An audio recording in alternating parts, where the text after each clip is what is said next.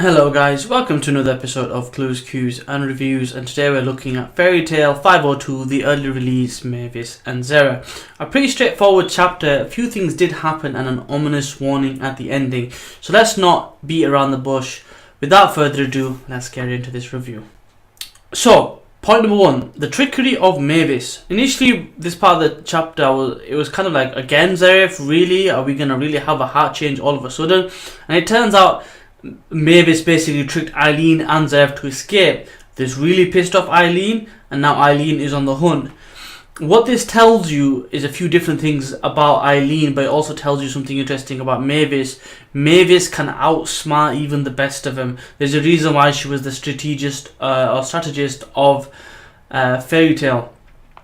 What this means in the near future, we don't know, because it is really going to be about how we strategize against the enemy. But it's an interesting point that she can outsmart the enemy. Point number one.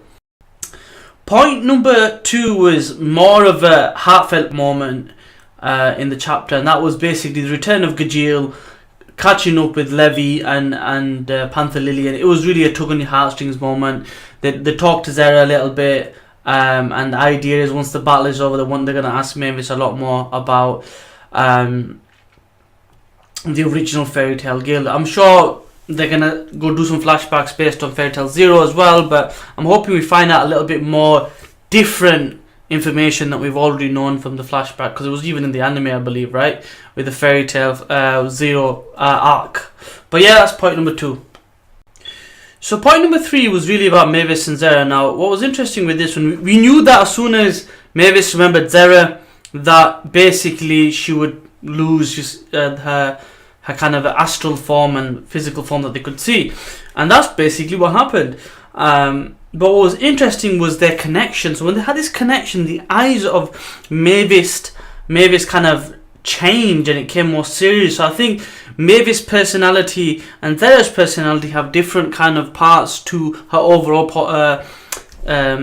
personality, and I think the actual Zera side of it is her strong, assured and kind of focused side, and that really showed through her eyes, because she was a bit weary, bit worried when she was by herself, but when she joined Zera she became more reaffirmed. Was this the words? Was it the fact that they joined together again? It's kind of a weird dynamic, and also important to bear in mind, we haven't had complete conclusion on whether the power that was getting taken out has been split.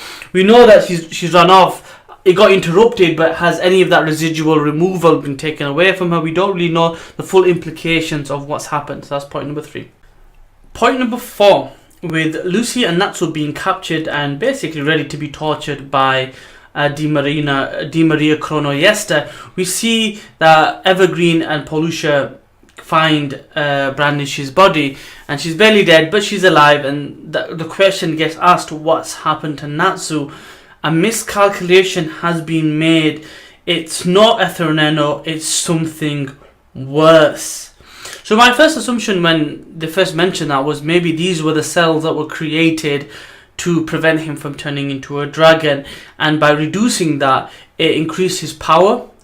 What if, similar to Etherneno, this was something that was actually keeping him human, and by enlarging these cells that were misdiagnosed, it makes him closer to being E.N.D. So when he's taken to the brink, he basically transforms. It sets up point number five.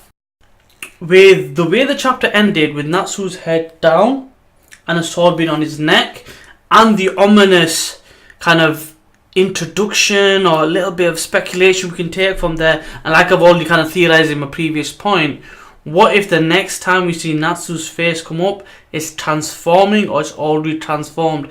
Bearing in mind the last panel has the name of the next chapter being The Last Sight I Beheld, I'll read it out because my reading is, The Last Sight I Beheld could be based on either Lucy before she passes out or the end of Di Maria.